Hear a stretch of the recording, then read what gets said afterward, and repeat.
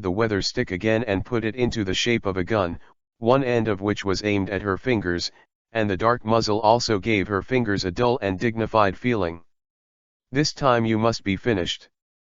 "Cloudy weather," Nami shouted, and then, a cluster of bright flowers popped out of the weather stick. "Wow, what a beautiful flower, ah ha ha ha." Immediately afterwards, Nami once again threw the weather stick to the ground and said angrily, "Win a fart." At this time, an innocent pigeon that was released earlier passed by Nami's feet. Nami grabbed the pigeon in her hand and said with a grim expression, "What the hell is this? You are talking." The fingers on the side caressed the cheek, and there was a look of speechlessness in his eyes. Although he didn't know what happened, he was really a poor child. But it's poor. The eyes of the fingers were fixed, and sharp black thorns grew on the body, stabbed at Nami fiercely. Nami didn't care about the weather, so she hurriedly avoided it. After some consumption, what happened to her fingers? Nothing happened, Nami's clothes were tattered, and her physical strength was also consumed a lot. It doesn't make sense for you to escape like that. You have no chance of winning. With 2 fingers, he pulled out the blackthorn that stabbed into the wall, with a touch of disdain on his face. What are you talking about? The manual says I still have a lot of moves. My weather is great. When are you? His fingers glanced at the weather stick that fell at his feet and said helplessly, Really, you dropped it yourself. Give it back to me. Nodding with 2 fingers, well, I will give it back to you, I am not a magician. After that, he moved his fingers and feet and kicked the weather stick to Nami's side. Besides, even if I don't rely on this kind of thing, I have enough strength to fight. If you are a good boy, just stay there obediently, that way. I'll make it easier for you to die. With a crisp sound, the 5 fingers with their fingers turned into blackthorns fell to the ground. Their fingers stared blankly at the fingers that fell on the ground, their face twitched, and they looked at the person who came. Well, I'm sorry, the beautiful lady, but I accidentally cut off your head. I wanted to cut your head off. That way, it would be easier for you to die. Yunwoo put away the knife and smiled at Nami. How about Miss Nami, is it okay? If I hurt you, I can't explain it to my stupid brother. Double thorns. The 2 fingers that stopped the blood turned the other hand into a blackthorn and stabbed Yunwoo. Yunwoo smiled disdainfully. This level of attack is simply not enough. Since it's a thorn, then I will compare with you whose thorn is more ruthless. Point the gun. Thorn. Yunwoo pointed it out like lightning, and she was about to collide with the black thorns of her fingers. Nami quickly exclaimed, Be careful of Yunwoo, her black thorns can pierce stones. Before Nami could finish speaking, Yunwoo's finger gun had already come into contact with the blackthorn, but the blackthorn that could pierce the stone this time was like a piece of paper, and was cracked by Yunwoo's move. I didn't expect you to be alive. Yunwoo. She looked at Yunwoo with her fingers gritted and teeth, not to mention why Yunwoo didn't die, just because Yunwoo suddenly appeared and abolished one of her hands, she had to admit it. No way, can't beat it. Mr. 1 and Mr. 2, several senior agents of the Baroque Work Agency, could not win Yunwoo together. If it weren't for Yunwoo's laziness, those few would have been killed in all likelihood. Now she is alone. There's only a ghost in the fight? Miss 2 Fingers, you said, if I throw you guys into the city, can I raise my military rank by 1 liter? Yunwoo rubbed her hands together, with a wicked smile on her face, took the weather stick in Nami's hand, and said to Nami seriously, Little Nami, you are optimistic. In fact, the weather stick is used like this. Nami's eyes twinkled, and she nodded excitedly, as if I was ready to lie down and win. The corner of Yunwoo's mouth twitched, and then she raised the weather stick and smashed it firmly on the heads of her fingers. Nami. Sorry Nami, I stole your blame. By the way, Usopp wrote the methods of the weather stick fighting on the back of the paper, such as boomerangs, creating mirages, etc. As for the ones you used before, those, at a banquet, can heat up the atmosphere. Yunwoo threw the weather stick to Nami, clapped her hands, glanced at her pale face, didn't know whether it was an ischemic coma or her fingers knocked unconscious with a stick, left the medical box to Nami and followed the map. The coordinates went to find Zoro, but, it's hell if you can find it. Right now, outside the city. It's nothing, just this little injury, everyone, are fighting desperately. Except Luffy's monster sister. In short, even if I break my hand and my nose. Be careful of internal bleeding when you talk so much. Chopper glanced at Usopp, who was wrapped in a zongzi and was still talking big. His eyes were extremely calm. How is that possible? Usopp pretended not to care, but his expression had already betrayed him. Anyway, you are still alive. Sanji. Your injury. Usopp simply sat on the ground and asked nervously, "So what happened between you and Mr. Tu?" Sanji threw the goggles he got back from Fenkili to Usopp and said helplessly, "Isn't this nonsense, but thanks to Miss Yunwu for urgently treating the wound for me. My goggles. You helped me get it back from him, thank you Sanji. You are so... Wait, why are you broken? Bastard. This is the latest style from Behi? Do you know what? I don't know the value of this goggles." Sanji ignored the startled Usopp and looked aside. "Looks like the reinforcements from the rebel army have arrived. It seems that Miss Vivi failed to stop the rebellion. Damn, again. I'm actually lost again." After Yunwu casually smashed $1 million elder from a Baroque work club to the ground, she looked around angrily. "Speaking of Luffy, when will he be here? As the protagonist, it's really good that you haven't appeared yet." Yunwu sighed faintly.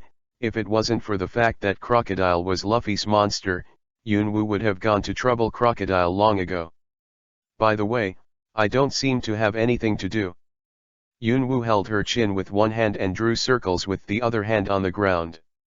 Mr. Four and Mr. Christmas were taken care of by Chopper and Usopp. "A little experience, 2 fingers. I accidentally snatched Nami's blame. As for Zoro, Yunwu has not been able to find it until now. Well, as for that cheap brother, Yunwu probably doesn't need to look for it, just let him follow the plot." "Well, as expected, let's go to little sister Smog and Dashki, and by the way, put Euler on your feet, and just put together a table to play mahjong." After having an idea, Yunwu saw one direction and rushed out. "So, you walked around in a circle just to find me, play mahjong?" Smoker was holding 2 cigars, his brows were slightly raised, and his face was full of dissatisfaction. "Otherwise? Smog, let me tell you, if it weren't for the lack of entertainment in the Navy headquarters, and that guy Kuzan was always running around the world, Mr. Garp knew that he would eat scallops with Marshal of the Warring States all day long. Euler, he was also dispatched every few minutes, and every day I had to put together a table for him to play mahjong until dawn. Smoker. Why does a guy like you exist in the righteous Navy? Oh, Smog, just play with me honestly, you don't have to worry about Crocodile's side, my brother will take care of it. Isn't it good for us to just lie down and win? Or are you still thinking about killing me? My brother took it away? By the way, did you ask Miss Tina to come to support? Ah. I called the naval warships near Alabasta to come to support. Depending on the time, it should be coming soon. As for you, go wherever you want, as long as you don't bother me." "What?" Yunwu pouted in dissatisfaction, and pulled Dusky, who was watching the fun, into her arms and hugged tightly. "If you dare to drive me away, I will take Dusky with me too. You said you couldn't stop me. You bastard. I probably know why Akainu-sama hates you so much." Smog glanced at Dusky, who was hugged tightly by Yunwu, and a rare smile appeared on the corner of his mouth. "Master Smoky, you laughed just now, didn't you?" After struggling in Yunwu's arms for a few times, Dusky gave up resistance. When she was about to ask Smog for help, she inadvertently saw his slight smile, and she felt like a stormy sea in her heart. After all, she was with Smog. Morg had been around for so long, and he had never seen him smile. "Oops, Smog, why are you still blushing? Oops, don't be shy, come on, give GLE one." With a mean smile on Yunwu's face, she caressed Dashki's face dishonestly with her hands. As for Dashki's protest, "I'll talk about it after I've had enough of it. Cloud dance. You bastard." Smog's face blushed a lot, and 10 hands directly poked at Yunwu. Yunwu bent down and easily dodged, and by the way, pulled Psyche's oil. "Dusky, your figure is really good, are you interested in coming to me?" Dusky blushed, and pushed Yunwu away with a serious expression. "No, I was assigned by the Navy to Chief Smog, and I won't join you without the approval of my superiors. Of the troops. Pay Papa. Yunwoo applauded and said helplessly, okay, since this is the case, I can only chat with Miss Tina. If possible, I will ask the old man to help Dashki. Tune into me, ahahaha, oops.